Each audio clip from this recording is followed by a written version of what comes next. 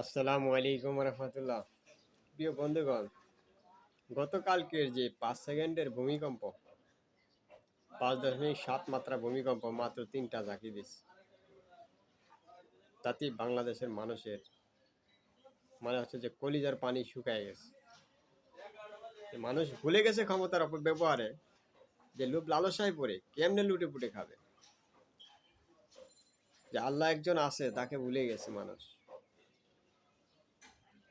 যে আল্লাহ মুহূর্তের মধ্যে যে গোটা দুনিয়াটাকে মুহূর্তের মধ্যে যে শেষ করে দিতে পারে, ধ্বংস করে দিতে পারে, এটা কিন্তু অনেক মানুষই সেটা ভাবেই না, বুঝতেও চেষ্টা করে না। অনেকে বুঝেও না বুঝার ভান করে চলে, বুঝে তারপরেও সে ইসলামের বিরুদ্ধে অবস্থান নেয়। আল্লাহ পাক রব্বুল আলামিন মানুষকে বাঁচায় রাখছে, এটা আল্লাহর শুধু দয়া। যে রহমান, তিনি যে দয়া করছেন, সে দয়ার কারণে শুধু মানুষ বেঁচে আছে। যে রহমান, তিনি রহমত বর্ষণ করেন সকল সৃষ্টির উপরে, হিন্দু, বৌদ্ধ, খ্রিস্টান, পশু পাখি প্রাণী যত কিছু আছে দুনিয়াতে, সব কিছুতে এক প্রকার রহমত বর্ষিত হতে থাকবে, সে তার ইবাদত করলেও না করলেও। শুধু সে দয়ার কারণে সবাই বেঁচে আছে। এখনো সময় আছে, উচিত মানুষকে ভুল পথ থেকে ফিরে আসা। আল্লাহ যে একজন আছে, তা সামান্য কিছু কিছু দুর্যোগ দিয়ে মানুষকে বুঝাইয়া দেয় যে একজন আছে, আর তিনি হলো আল্লাহ। অতএব আপনাদের উচিত, যারা ভুল পথে আছেন, ইসলাম কিছু মানেন কিছু মানেন না, এই সমস্ত পথ থেকে বেরিয়ে আসেন। যারা কিছু মানবে কিছু মানবে না, তারা সকলেই ধ্বংসপ্রাপ্ত মুসল্লিদের অন্তর্ভুক্ত। তারা ফাওয়াইলুল মুসাল্লিন, তারা ইমানদার বটে, কিন্তু তারা ফাওয়াইলুল মুসাল্লিন, তারা ধ্বংসপ্রাপ্ত মুসল্লি। অতএব আমরা যেন ইবাদত করি আল্লাহর জন্য, যেন আমাদের ইবাদত যেন আল্লাহ কবুল করে, সেই প্রক্রিয়ায় যেন আমরা ইবাদত করি। আর ইবাদত করে যদি ইবাদত কবুল না হয়, বরং শাস্তির সম্মুখীন হই, তাহলে এই সমস্ত ইবাদতের কোনো ভিত্তি নেই।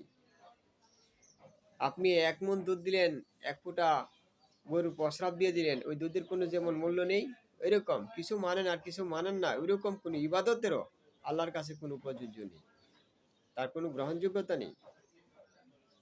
অতএব আমাদের উচিত যে যতটুকু ইবাদত করি, আমরা যেন আল্লাহ সন্তুষ্টি অর্জনের লক্ষ্যেই করি, এবং সকলেই যেন ইসলামের পক্ষে থাকি।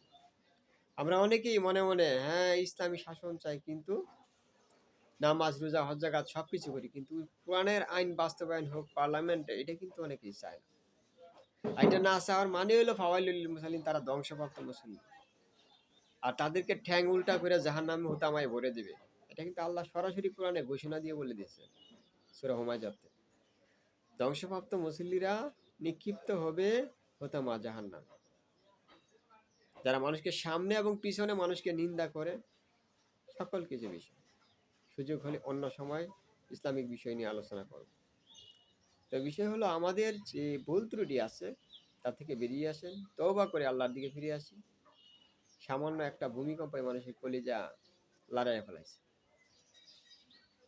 মাত্র শুরু থেকে নিয়ে শেষ পর্যন্ত মাঝখানে মাত্র 3 সেকেন্ড হয়েছে ভূমিকম্প। এই 5 সেকেন্ডের ভূমিকম্পের মানুষের যে মৃত্যুর যে একটা ভয়, একটা আতঙ্ক তৈরি হয়েছে, এতে বোঝা যায় যে মানুষ আসলে কতটা অসহায়। নিজেকে মনে করে যে অনেক কিছু হয়ে গেছে, ক্ষমতার অপব্যবহার অনেক রকম ব্যবহার করতেছে, কিন্তু আসলে না, টাকা পয়সা তো কিছুই সাথে যাবে না। আপনার আমল ইবাদত, যতটুকু ভালো কাজ করবেন সেটুকু আপনার সাথে যাবে, খারাপ যেটুকু করবেন সেটুকু আপনার সাথে যাবে, কিন্তু আপনার যে হিসাব আপনাকে দিতে হবে। অতএব ভাইয়েরা, আপনাদেরকে আহ্বান জানাচ্ছি, ভাই এবং বোনেরা, আপনারা যে যতটুকু জানেন আল্লাহর ইবাদত, সেটুকুকে আপনারা সঠিকভাবে মেনে চলার চেষ্টা করুন। আল্লাহ আমাদেরকে মেনে চলার তৌফিক দান করুক, আমিন।